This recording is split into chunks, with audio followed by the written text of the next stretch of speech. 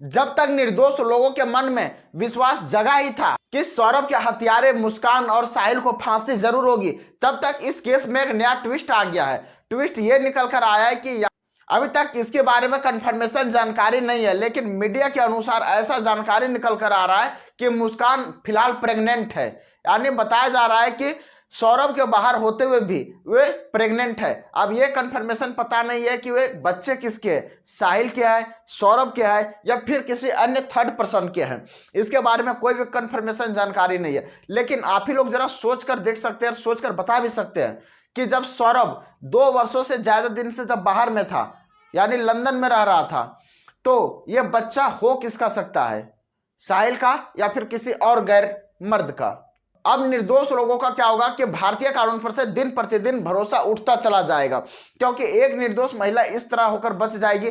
फिलहाल अब इस केस में कहा जा सकता है कि 8-10 वर्षों तक दूर दूर तक कहीं इसको फांसी मिलने की कोई भी संभावनाएं नजर नहीं आ रही है, क्योंकि भारतीय संविधान 3 लोगों को फांसी नहीं देती है।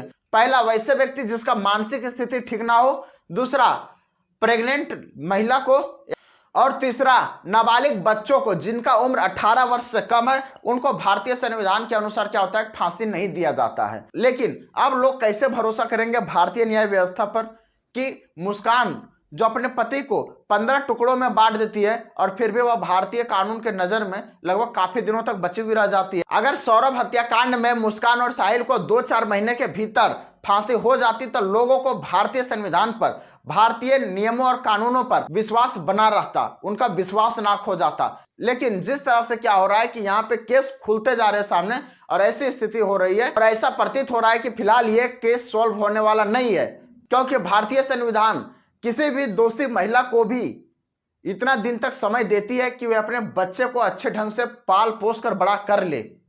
और अभी से फिलहाल 9 महीने ये माँ के गर्भ में रहेगा बच्चा, फिर क्या होगा 4-5 साल तक उसका परवरिश के लिए दिया जाएगा समय। इतने समय में क्या होगा कि मामला काफी ज्यादा ठंड पड़ जाएगी।